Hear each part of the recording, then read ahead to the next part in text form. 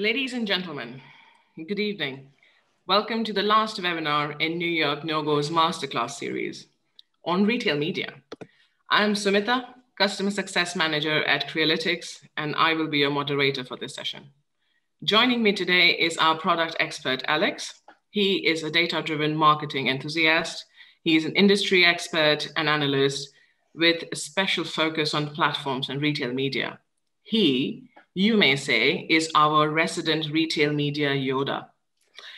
The last three webinars deep dived into the retail media landscape, and to the point that we got requests to have a lighter session. Retail media can be overwhelming without the right guidance. I mean, we know that, don't we? And our hope with this discussion is that you learn what goes into creating a profitable site monetization program. We'll have a dialogue essentially, and where I'll ask Alex some questions that come to mind when talked about retail media. Before we get on, some housekeeping items, and this session is being recorded, and we'll make the recording available to the attendees in a couple of days. And you'll find a box on the Zoom screen where you can post your questions. And we've left about 5 to 10 minutes at the end for a Q&A, and we'll try to get the questions answered. So Alex, when I speak with clients and when I myself think about retail media, and one thing that always comes is that this is a rather hyped topic. It's the thing, it's like the cake that just came out of the bakery. But it has been around for a while as well. So it is not really new, but is this the pattern that you see as well? Absolutely. So I remember back in the day when I was a small boy and I was shopping with my parents on a Saturday. So we went to big department stores, yeah, and especially in the DIY section, yeah, where you could buy tools for your house. There were lots and lots of screens that explained complicated products, yeah, and wanted you to buy these, yeah, because you didn't know before that you would need them. Yeah, and this is something that we can see in the overall offline and omni-channel retail landscape, that screens and other sorts of media, be they print, are quite common. They were used quite often. And of course, shoppers are very perceptive to this kind of advertising. However, for retailers, this is really tough to scale. It requires huge capital investment. It requires huge manual efforts, programming and coordinating across all of the department stores. So this is why we haven't seen any kind of prevailing standards in this space before. Mm. But with the onset of web and digital media, I'm sure everything changed a lot, isn't it? Yeah, I did a little bit of research, and what I found was actually this very nice screenshot. This is only 15 years ago. Yeah, it looks a little bit like a photo book of the grandparents. Yeah, this old school HTML code. But this was actually one of the first examples that I was able to find that retail media also popped up, of course, on digital websites. Yeah, so here using Kellogg's and Gillette.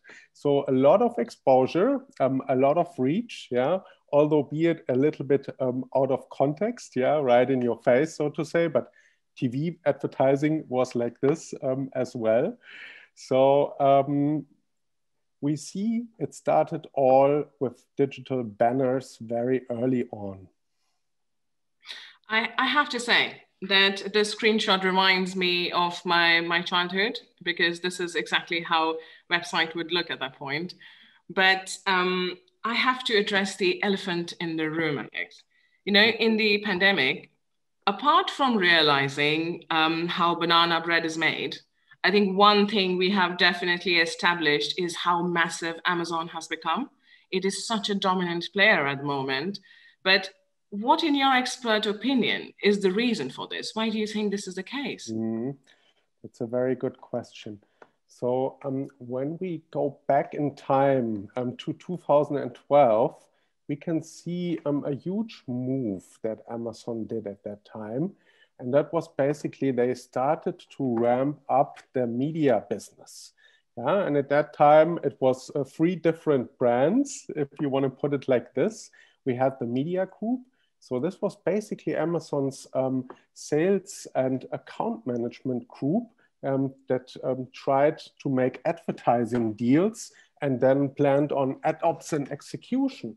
And on the technical side, we're seeing the Amazon marketing services, which at that time were self-serve platforms. So sponsored ads, other PPC formats that were being offered here. And we're seeing also a DSP component to drive offset retail advertising. And I think the noticeable thing about this is that it started to bring in the dynamics that we know from Google AdWords at that time, where we really have biddable media. That means the price is determined by the auction, and these auctions happen in real time, and you have several players that are really competing around the same ad inventory at the same time.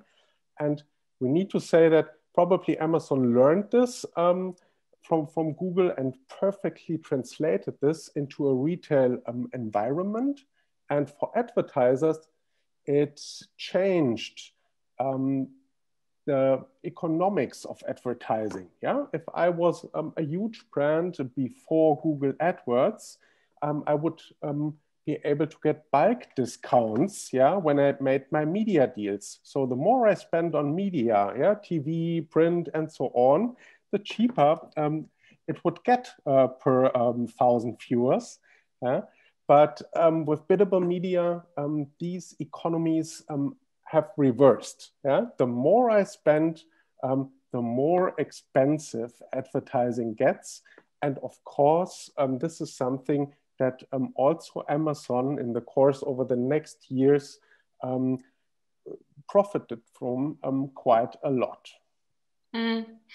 So, as I said in the beginning about talking about basics. So for somebody who isn't completely sure of what retail media is, and you being an expert, so how would you actually describe it or define it for those people? Yeah.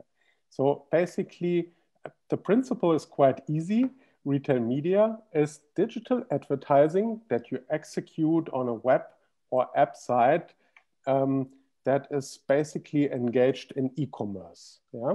So if I look at this from a brand manufacturer point of view, yeah, if I want to sell and advertise on my goods, I have two broader things that I look at. I have sales channels, yeah, nowadays mainly e-commerce channels. So these are retailers, these are marketplaces mainly. And I do have advertising channels where I could do advertising typically for my DTC business, but also for other reasons. So, and retail media breaks the boundaries between both of these channels, yeah, and all of a sudden the e-commerce sales channel now becomes an advertising channel, yeah. So we see a movement from the retail players into the advertising space. Yeah, that's true. But one also sees it the other way around. Won't you say that? Absolutely. So the advertising platform players, they are also looking for additional ways to grow their business beyond just advertising. So of course, what's the other part where you can make money? That is if you earn the transaction and if you verticalize towards the conversion at the end. So we're seeing a lot of buy buttons and checkout options across all big platform players. Yeah, and if we come from the advertising side, yeah, that would be shoppable media. But retail media and shoppable media, they are really like very similar. You have one platform where you see both advertising and you see checkout and buy buttons, so to say. Mm. If I put that into a bigger context, yeah, I would say that is what the platform economy is about. The big platform players, typically for retail, we see it in three waves. Yeah. At first, you are a normal retailer, you sell your goods online. Typically, a second step is that you add a marketplace. Yeah, that allows you to have a bigger assortment, of course. And it allows you to be capital light because you don't need to buy this inventory necessarily, but others provide it. Yeah? And the third step, so from the second step, you can earn commissions. You have become independent of margins. In the third phase, you offer additional services, yeah, to the people that are selling on your shop. And that is typically advertising in this case, as this is the easiest one to implement, but it could also be other services like logistics and so on. Yeah, so it's all about services that we see, and they have huge margins, and this is why this has become such a popular format. Yeah, but talking about Amazon, and I think Google comes into play as well. So how do you think Google and Amazon were in the early days, when they just started off? Because clearly they have moved. Yeah, I think this development, it can be directly seen, yeah, if we go back to 2010, yeah, only 10 years ago, we see Google was really a search engine, yeah. You see a small shopping tab here, yeah, that has constantly developed, as we know. And on the Amazon side of things, yeah, you see a retailer selling products. If we fast forward to 2020, we see it has become increasingly similar. So Amazon is driving a lot of advertising in forms of banners and sponsored ads.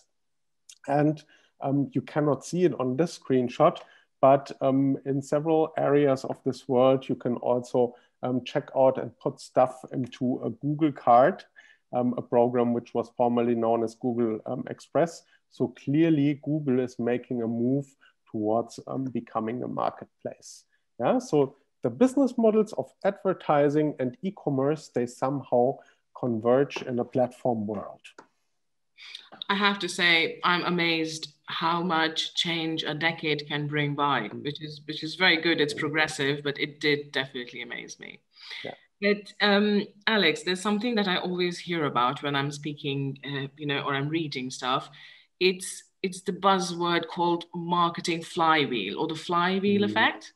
Mm-hmm. Now, how is this related to retail media? Tell me more about it. Yeah, that's very true. So maybe to start with this topic, I would call retail media an enabler for such flywheel dynamics. Yeah. So it all started with the Amazon flywheel. I believe nearly everybody is familiar with that. Yeah. But really, to make it short, yeah, Amazon said we are looking for a virtuous circle.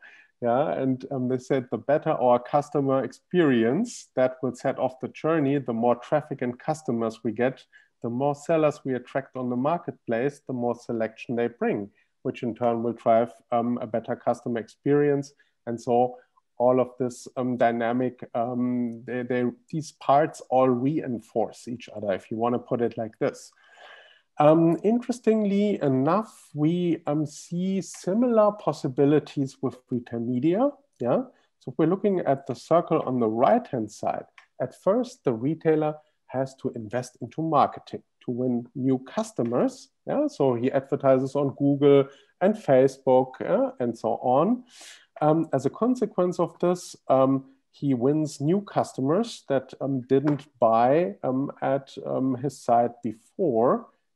That in turn, if the retailer has added a marketplace, brings more sellers to the marketplace. And I think now comes the twist that helps the retailer to increase the retail media advertising revenues. And this happens with two dynamics. The first dynamic is that if there are more shoppers on the retailer's website, that means the retailer has more inventory to sell. But if there are also more sellers on the marketplace competing around the same shoppers, then they may be placing higher bids. And we know that the biddable media environment, yeah, makes this another upside for the retailer, so he can charge more volume at higher costs, yeah, and thus his retail media revenue really increases. Now, if I'm putting these retail media advertising revenues and if I reinvest them into my customer acquisition program, yeah, then I can again reinforce this wheel, yeah, and I might be set up for similar growth dynamics as Amazon has shown them. Yeah? Mm-hmm. So that would be the simple thing. Of course, you would be looking for loyalty programs like the Prime program. Yeah? There's a few more items that help to shape something like this, but the basics of this dynamics are like this very simple flywheel. But would it not require site monetization teams and performance marketing to work together then? Partially. So as you're saying, they're separate entities, and I believe it needs a decision from the C-level to reinvest some of the retail media advertising revenues into performance marketing. So that's for sure. And of course, yeah, it's good if both departments know that they reinforce each other, yeah, and that this money that is being reinvested really helps both departments. Well, I suppose, yeah, that's a fair point. Mm. But let's switch gears a little bit, Alex. Let's talk about brands. So how important has retail media become for brands? What is the scene like? Yeah. So I was also quite interested in that. So actually, I did two things. One was I did some research on the web to find some studies about this. And we also executed an own survey. So to give you a little bit of an indication, so the top line or bottom line is that retail media is an important channel for brand manufacturers. Yeah? And if we're looking at, in this case, fashion brands were asked how they spend their marketing budget. Yeah, so we can see that online media, at least in 2018, was roughly a 25%, so 1/4 went into media spend.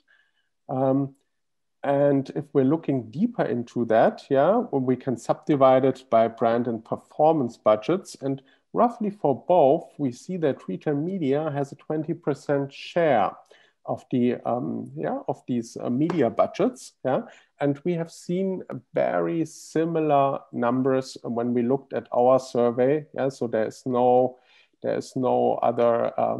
really no other meaning, or we didn't get any other evidence. So it seems like this is a pretty accurate presentation of what's happening in the market.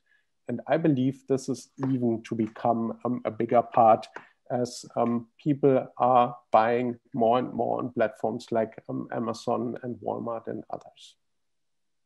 No, that's true. And talking of numbers, so, what is your take on growth itself?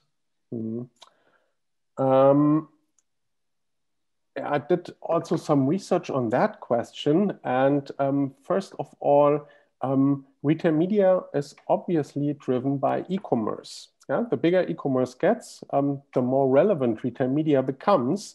And media must be where the shoppers are. So McKinsey estimates that there's roughly 10 years growth that has happened in the 3 months of COVID. Yeah, so the US e-commerce penetration is roughly 33%. Then on the second, on the right-hand side, we see the latest estimates. They were just released 2 or 3 days ago by eMarketer. They did the first retail media estimates. And it seems like retail media overall makes up for 12% of all US digital ad spend. That's massive. And it's roughly a 40% growth over a year, totaling it to a roughly a $17 billion market. Yeah? Interesting also, and probably as of no surprise, we know who the biggest players are. But what surprised me was that eMarketer estimates Walmart to make a 900 million this year. So that's quite impressive growth. The same for Etsy, 100 million. So there is some heavy growth going on. And I believe we will even see more growth, especially in the fourth quarter. So when it's about the holiday season, people will increasingly do their Christmas shopping online. And that means there will be a lot more inventory on retailer sites. That means advertisers probably will go to where the consumer is and will have higher bidding tactics. So these two factors will make the market grow by a lot this year. I have to say, I am one of them. You know, the Christmas shopping and Diwali shopping, it's already there. So I am one of them, you know. So I get the trend totally, and I agree with it. But, you know, given the pandemic, so how have you seen this explosive retail media growth, you know, through the whole COVID situation? Yeah. So until now, so far, we have only seen for most platforms, we have seen the Q2 quarterly results, and I'm really looking forward to seeing Q3 and Q4 results. So I think in Q2, we still have seen the shock. Or let me put it like this, the growth for the Amazon advertising seemed to be quite stable compared to the year before. But I guess that we will be seeing the big growth in Q3 and Q4 results. At least Q3 will come out very soon for many big e-commerce companies. And this is when we will really be able to verify these expectations. Mm-hmm. Didn't you mention there was a second factor that could benefit retail media? What was that again? It's true. So there is another development going on, and that is related to privacy. Yeah, we all know that currently Google announced, for example, to get rid of the third-party cookie within the next years. We are seeing GDPR over Europe. So we have a lot going on with respect to data privacy. So there was a little bit of research done among marketing professionals as to what they consider to be important for the next time. So this is a survey done by the IAB in May this year. And it turns out that beyond business recovery from COVID-19, measurement and attribution is the major topic. And of course, measurement and attribution is endangered with the data privacy restrictions. Yeah, without third-party cooking, I have a hard time to measure conversions. But this doesn't hold true for retail media because retailers earn that data. They know what transactions run on their platform and they know what ads were clicked. So they can do the attribution math. Yeah? And eMarketer believes that this will benefit the selling and will make retail media sales a lot easier. Yeah? So that would be a second factor that may favor retail media over all other forms of advertising. Mm-hmm. You know, one other thing I hear is platform economy. So this is the second thing I hear after Flywheel. So what do you make it in relation to the retail media industry? Yeah, so what we can see across the board is that all retailers really pick up on this idea of selling services. Yeah, less margins and more service business, and these services are provided to other companies. So it's B2B revenue income streams. And we can see that, yeah, Walmart being a very serious player. In 2018, their CEO said that they have a tiny ad business. But if we now fast forward 2 years, we can see that Walmart did many ad tech acquisitions and had huge investments into self-serve programs. So it seems like they are really preparing to become a platform player. And we see this across the board also with a lot of other companies, retailers that come from an omni-channel environment, pick up retail media programs and do experiments. Make experiments around in-housing or outsourcing ad technology, around in-housing or outsourcing retail media sales. So there is really a lot going on and a lot of experiments are being driven. So this market is really, really moving forward, and the platform economy is one of the big drivers. Oh, that's fantastic. But, you know, we have touched upon theory and history. What I'd like to know now is, how do you look at retail media when it comes to execution? You know, what is an accurate framework, so to say?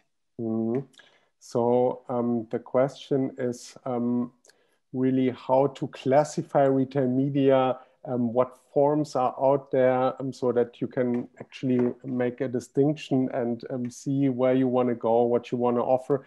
I think basically in three dimensions. The first distinction in my head that I make is whether retail media happens on site, so that means on the side of the retailer, or whether it happens off site. That's the first distinction. Now, if we move into on-site, I'm thinking of two major use cases. One is endemic ads. So the retailer lets the advertiser influence the customer journey in order to promote its products. And the second use case is something that I often see, and it's a starting point, that retailers offer inventory to third parties. That doesn't necessarily lead to a transaction that happens on the retailer side. But they have inventory to sell. There are advertisers out there who want to buy that inventory. So that's happening. Then I move and I'm looking at the funnel. And I'm thinking we have ad formats that serve more the upper funnel. This is typically display banners on the homepage or category pages. Of course, they need to lead to some good content once people click on them. And we have formats that are more on the lower funnel, like sponsored product ads, where when the shopper is already making decisions, that I'm present in the consideration set. So we see sponsored product ads across search, product detail pages, and of course here, the product information and content that I'm giving to the retailer also matters a lot. Mm-hmm. You talked about endemic ads in this section. So can you tell me more about it? I know that Amazon experimented with it at one point, but give us some more overview. Yeah, so this is a quite simple topic, but still it's important. So we can divide into into endemic and non-endemic ads. And non-endemic ads bring the shopper, once he clicks on the ad, to a different website.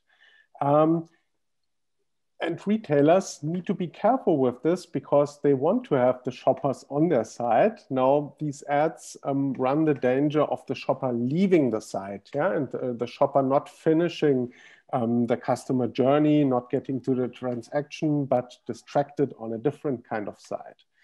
So it's an easy way typically to monetize the site, but it can bring certain trade-offs that you need to consider. And Amazon, for example, tested non-endemic ads. So you can see once you click on the button here, visit this site, you would go outside and you would be able to buy this wine at a different site. Amazon has stopped doing this. And they clearly decided that they put the shopping experience above the option to monetize their inventory with non-endemic ads. This is definitely the right call, I have to say. Otherwise, it would have led a very different story, in my opinion. But yeah, so if I'm a retailer, Talking of sponsored product ads, so how do I approach this format myself? Yeah, sponsored product ads are very often the first format that retailers start with. They might already have some banners, but sponsored ads are really attractive because they show a great ROI. They are very attractive typically to advertisers. As a retailer, I have two options basically. So let's suppose I don't build the ad tech myself.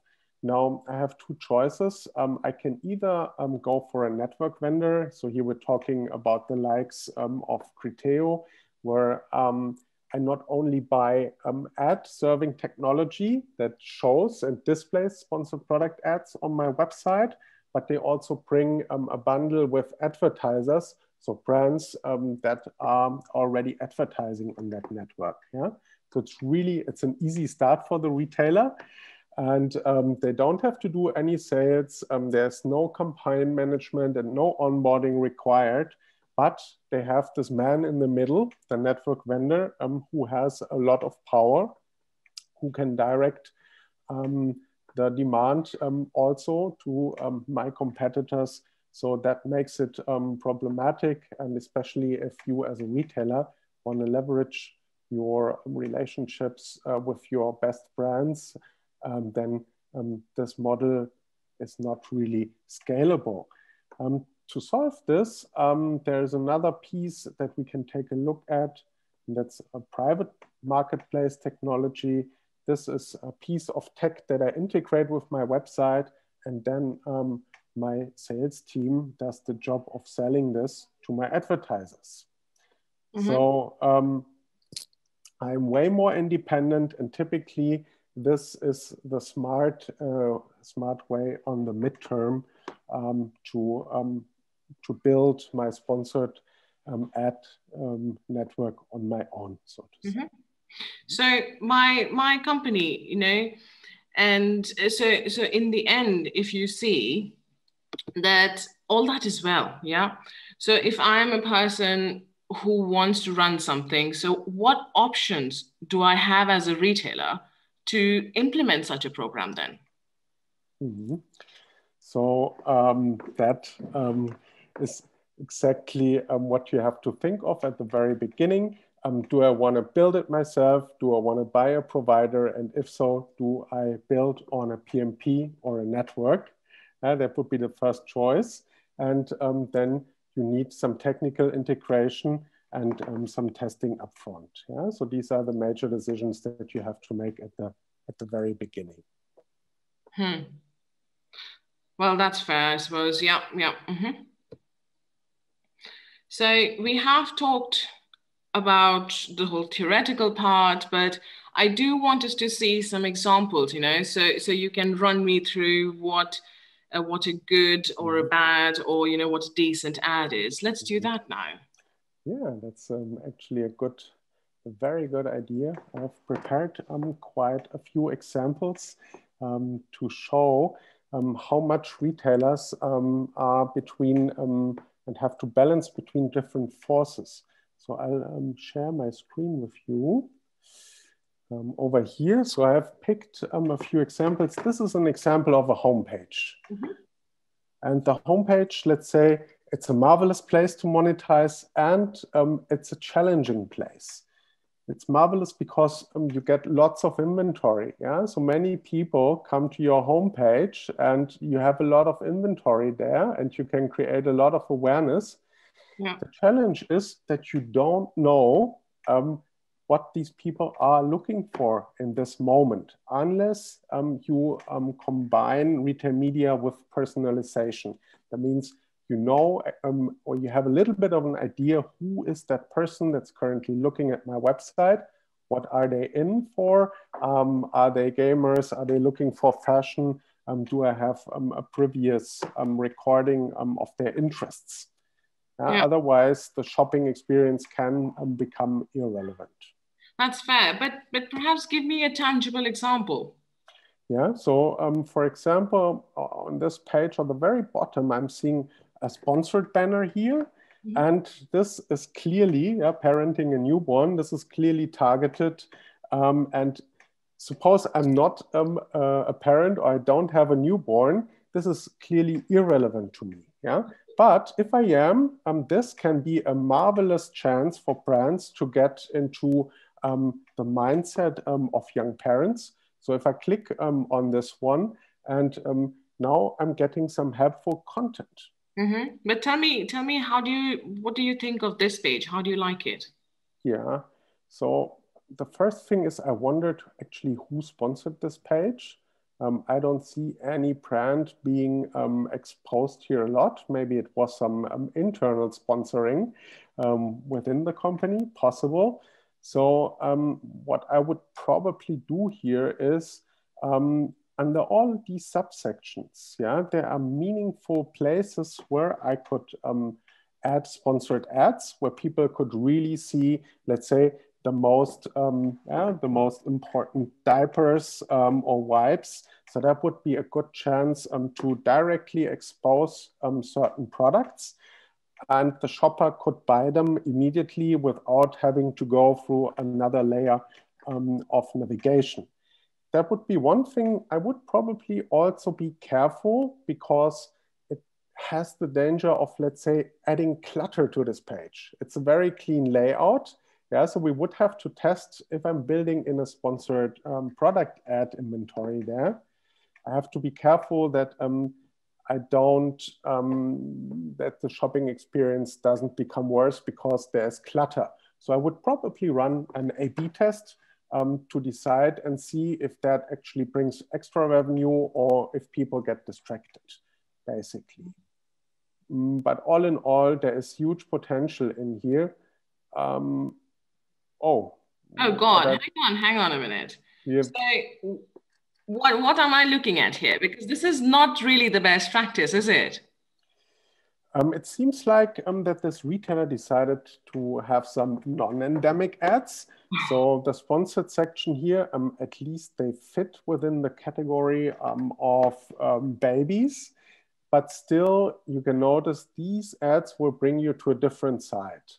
The same holds true for the ads below. The text ads seem to be related to babies, but this display ad is clearly not. No, definitely. No, that's true. I mean, you had mentioned that endemic advertising over non-endemic, we can clearly see why. So yeah, I get your point. But what I'm most interested in is you had mentioned that there is another example which is a bit more controversial. I love myself some drama. So let's jump into that now. All right, all right. Yeah, one of the interesting things are actually brand searches. So let me share this example with you. So over here, I actually did a brand search for Hagar pants. Yeah, that might be a Christmas gift for my father. And on this page, on this retailer, I actually found sponsored product ads. And there is one in every line. You see the last result over here, sponsored ad. The second result line as well, sponsored ad, and so on and so on. Now, from a monetization point, this is marvelous. There's lots of inventory. It is very relevant for the shopper. So the retailer will make some good money with this page, very likely. But the incrementality for the brand seems to be low. Will they make any extra revenue on this? That's really the thing that ought to be discussed. So it's quite common on pages like Amazon that you have brand bidders that bid on other brands to appear in the set. So here it seems like you could say, well, at least there wasn't any kind of other pants brand that got a slot here. So the shopper is still with the Hagar pants and doesn't see many alternatives. From that point of view, I believe you could justify it. I think this is this is not by malice or by design what we're seeing on this page. This is very likely that this retailer used a sponsored ad network and these products were the best fit, and the retailer didn't have much control over this shopping experience. And that would be my guess on this page. But then how could this conflict be solved? I was looking for other examples, and one of the examples I found on this page. So here I did the same search for Hager pants. And interestingly, that here we don't see any kind of sponsored ads in the organic search results. Once I'm moving down, this is all very clean. But what I'm seeing at the end is related products and also some sponsored products over here. So that to me seems like a very clean way to separate the interests.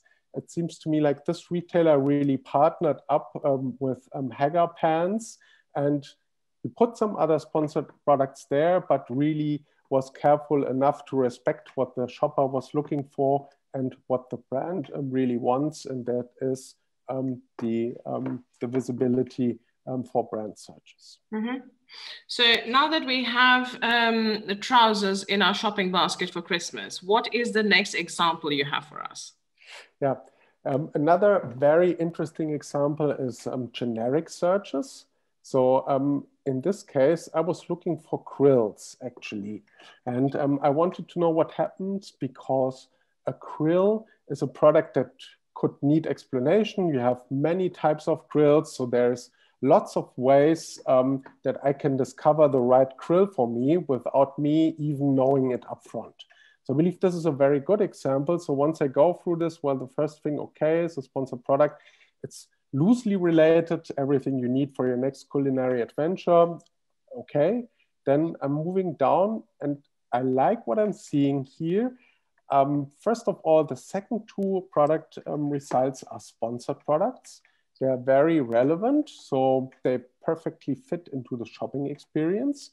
And they will probably, from a monetization point of view, work very well for this retailer. The higher the results are being shown, the higher the chances that someone will click on them. And these are typically pay-per-click formats. Another very nice thing that struck my eye was this sort of advertising here. It stands out, curious about Kamado krills. So once I click on that one, I'm getting some very nice explanation of Kamado krills. Yeah, they look a little bit atypical. I'm getting some explanations on their past. So not only, let's say, is the functional need of having a krill being used here, but maybe also emotional and social needs, yeah, of having a krill that was already used in the old Japanese Mushikamado tradition. That could speak very much and would raise a very emotional argument on top for this one. Then we have tips. So I really like this. It's a very good, execution. What do I just see here? Look at that on the right side. So I suppose with all the home officing and all the grilling, you can always have an office computer equipment as well. I suppose as long as it doesn't smoke, it's okay. And you don't put a stake on it, I suppose it works out. It's really funny to see, but this happens when you do what happens when you do things at scale. So yeah, but in this case, I think this workstation here, it's not a bad match, as you say. Well, these sort of things happen in retail media. This is a very young discipline. So once you scale things, yeah, it's very hard to check everything. Yeah. What I do like is that you started off, so it started off with the Kamado grills, which actually was very appetizing to see, and then you end up with the computer equipment. So there are all sorts, if one can say that. I wanted a grill, but then I ended up with a computer, darling. Really, that sort of thing. That's pretty much how it goes. So moving on in this page, at the end, we still see some more sponsored products. That's also an interesting execution. And I believe this is some sort of intermediary state. in a long-term perspective, I believe these sponsored products, why do they have a special section, a dedicated section? Okay, it creates more inventory, but if I can place them among organic results and they are relevant, there is no need anymore to put them into a special section, especially here.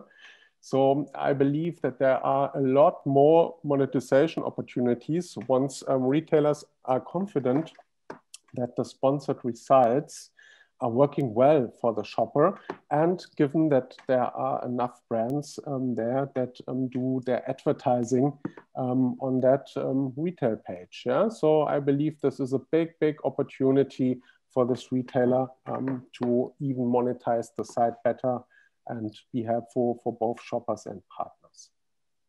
This was definitely very interesting for me. Thank you very much, Alex. And I think the three examples were so diverse that it definitely gave a better understanding of what is good, what is actually likable when you go shopping online. So after we saw a good amount of trousers and grills and a lonely CPU, we at least know what our Christmas shopping list might look like. Let me recap the discussion to string what Alex and I just talked about today. So essentially what we saw is that practitioners of retail media find themselves in a delicate position because there's challenges on all sides. And Amazon and Walmart are increasingly competing for their customers. Their brand partners have an increasing amount of options on how to place their inventories and add dollars. On top of that, management is requesting paths to profitability. So that can't be easy. And then an additional layer to that would be that at the same time, you see that the consumers are demanding a clear and elegant user experience on the site. It's not too much to ask, really. So it's quite the mixed bag. Would you agree with me here, Alex? Yeah, I think that's very accurate. And it's really that the challenge for retailers is really to balance all three forces. Yeah, really to maximize the media revenues, to take care of the good shopping experience, and to have a very good relationship with their brand partners and help them ultimately to sell more. So yeah, it's absolutely accurate. Mm-hmm. So I believe we do have a question from one of the attendees. The question is that my company is just getting started in retail media. So do you have any advice for how businesses should organize themselves to be retail media friendly? Yeah. That's a very good question. We have seen this process various times, and there are various patterns that seem to work well. So I would say the first thing you should be doing, it's not a side project that you can carry out on the side. So if you haven't done so yet, build a business unit around retail media. Yeah, a business unit, now that sounds really something like a very huge thing, but you can make it in a very lean way, and you just hire one business owner, and this person is taking care of retail media 100%. Yeah, it's not a side project, 100%. That person at the very beginning, in the very first phase, has two major responsibilities. The first one is to build connections to the brands and suppliers of the retailer. Yeah, typically there are already connections between the merchandising department and the selling department of the brand, but the retail media person wants probably to talk to the marketing department of the brand and not to the key account management. So that's one thing. And the other thing is, so assuming the retailer wants to kick this off quickly, will be to look for the adequate ad tech. Yeah, so at the same time that I'm talking to brands and bringing them a first catalog offering to see how they react to this, to see if they are willing to invest in such a thing. At the same time, I would build up an RFI process to screen vendors to see who is a good match. Yeah, both of this gives me time to evaluate, is there a demand from the market, and what options do I have to implement it? And that makes up for a very good first phase. Yeah, afterwards, you will be able to decide, yes, we believe there are good chances, or we haven't seen that our partners are really interested. And given the case that partners are interested, now comes the interesting part. And this is moving more towards making a decision and going to implementation. Here, this new business unit really needs support from C-level and empowerment. That basically means we need to implement this technology on the website. That means we need development resources. So here upfront, it needs to be clearly solved that these resources, there will be resources dedicated to building this business. Yeah, otherwise the business owner of the retail media unit will get frustrated very easily. Yeah, if things take so long. And at the same time that the implementation happens, yeah, this business owner also would set up the first organizational parts. That means there should be an account management team. That account management teams work together with the first brands that are coming on board to plan the campaigns, to execute the campaigns, and to report on them. So ad ops basically. That's the one function that's really important. And at the same time, if it's working well, the second development will be more forward towards extending the sales team to sell more, to approach more brands and to scale this. Yeah? So this is, I believe that could be a way to bootstrap that business. And after the bootstrapping process, there are completely new options, yeah, that may evolve into we hire really a dedicated development team to build out more ad tech. Agility is everything, and here you need to test it and then decide based on what you've seen what the smart next steps are. Yeah, but a business owner and the retail media unit, I think that's vital for success. Yeah? As well as making this new business unit well known across the organization. Thank you, Alex. That's very comprehensive and very helpful, I have to say. Let's take one more question before we wrap up the session. Darius asks about the role of retail media in European markets. So what's happening with retail media in Europe? It's very much the same game as in the US. So speaking for Germany, that's a market that I invested in and did a little bit of research.